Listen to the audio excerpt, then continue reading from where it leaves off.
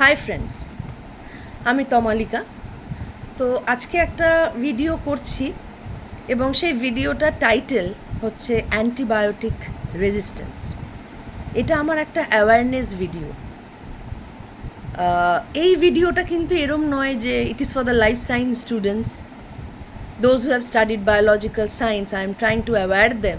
No, this is for all, this is for the layman, সাধারণ মানুষ। এবার এই অ্যান্টিবায়োটিক রেজিস্ট্যান্সটা কি?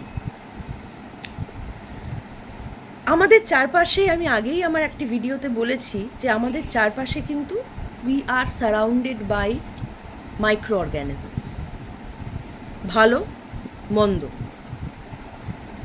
যারা আমাদের ক্ষতি করে, যে মাইক্রো অর্গ্যানিজমস আমাদের ক্ষতি করে, তাদেরকে আমরা বলে থাকি প্যাথোজেন্স। এবং তার মধ্যে একটা বড় গোষ্ঠী হচ্ছে ব্যাকটেরিয়া। খুব সহজ একটা এক্সাম্পল দিচ্ছি, নিউমোনিয়া। অনেক সময় শুনে থাকি নিউমোনিয়া, কিন্তু অনেক রকমের নিউমোনিয়া হয়, কিন্তু ব্যাকটেরিয়াল নিউমোনিয়ার মধ্যে আমরা নামটা শুনেই থাকবো, স্ট্রেপ্টোককাস নিউমোনি। বা হয়তো আমার যারা বন্ধুরা আছো তাদের অনেক পেশেন্টই কিন্তু হসপিটালাইজড হয় একটি নিউমোনিয়া রোগে, এবং জীবাণুটির নাম হচ্ছে ক্লেপশিয়েলা নিউমোনি। এবং এনহ্যান্সড হসপিটালাইজেশন, মানে হসপিটালে কোনোভাবে সুস্থ হওয়াটা খুব তাড়াতাড়ি হয় না, বারবার করে তার মানে সমস্যা হতে থাকে, মানে তার বিভিন্ন অ্যান্টিবায়োটিক দেওয়ার পরেও সে সুস্থ হয়ে উঠতে পারে না। তো অ্যান্টিবায়োটিক ইজ আ বুন টু দ্য সোসাইটি। আমরা সুস্থ থাকছি, আমরা সুস্থ হয়ে উঠছি অ্যান্টিবায়োটিক্সের জন্য। এবং we give a great credit to the great scientist Alexander Fleming. এবং এই Alexander Fleming by his accidental discovery came out with penicillin.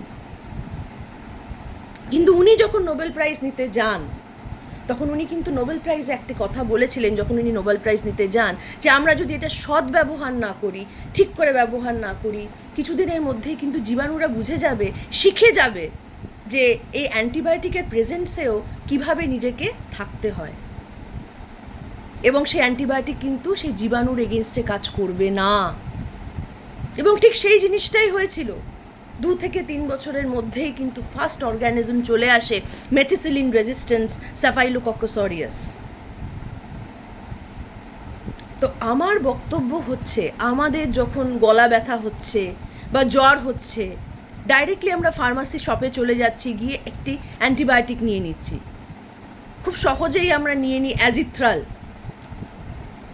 কেউ প্রেসক্রাইব করছে না, ডাক্তাররা কিন্তু প্রেসক্রাইব করছে না, ডাক্তারের কাছে আমরা যাচ্ছি না, কেবলমাত্র ওই একটা ফার্মাসি শপ থেকে কিন্তু একটা অ্যান্টিবায়োটিক নিচ্ছি, নিয়ে 2 থেকে 3টে অ্যান্টিবায়োটিক আমরা খেয়ে যখন মনে করছি যে আমরা খুব সুস্থ, আমাদের আর কোনো সমস্যা নেই, আমরা কোর্সটাও কমপ্লিট করছি না। So all this small things is arising antibiotic resistance.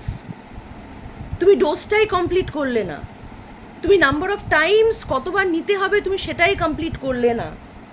জীবাণুরা কিন্তু শিখে গেল যে এই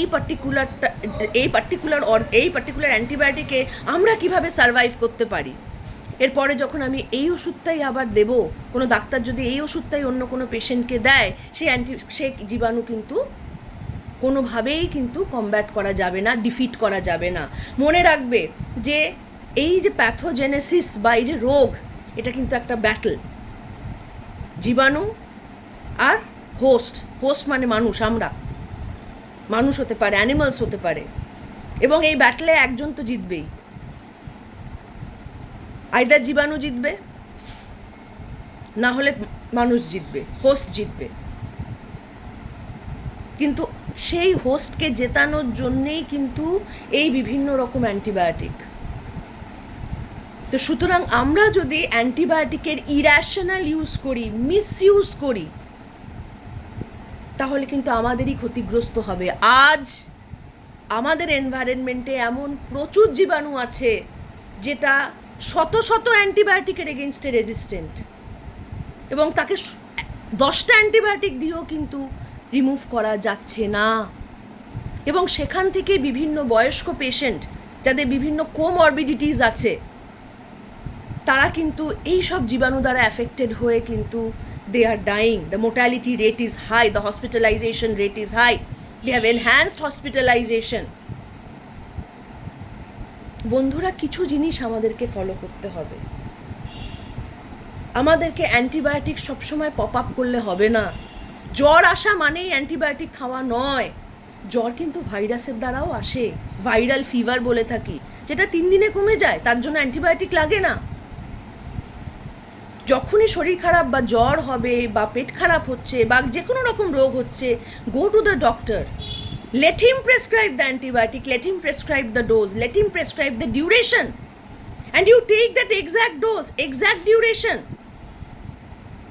If we can join hands together, I'm sure that we can come out of this threat, because we are in a global threat. We are in a global threat.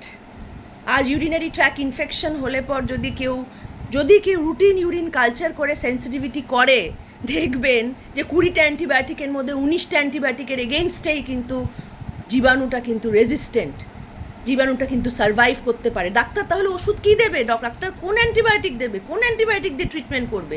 তাদের কাছে আর কোনো line of defence থাকছে না, tools থাকছে না, আর তার ultimate result হচ্ছে death. We are losing our loved ones. I have lost my loved ones because of the multi-drug resistance, Klebsiella pneumoniae. So please friends, don't do irrational use of antibiotics. Get the prescription, complete the dose of antibiotic. Don't pop up antibiotics then and there whenever required. Please complete the dose of antibiotic as prescribed by the doctor. Thank you আমার ভিডিওটা শোনার জন্য, এবং please share the video as much as possible, and please do realise আমি আজকে এই ভিডিওতে যে কথাগুলো বললাম সে কথাগুলো যদি আপনারাও আপনাদের চারপাশে যারা লেম্যান, যারা জানে না, তাদেরকে যদি ছড়ান, তাদেরকে যদি বলেন, then we can win this battle of antibiotic resistance. Bye bye friends.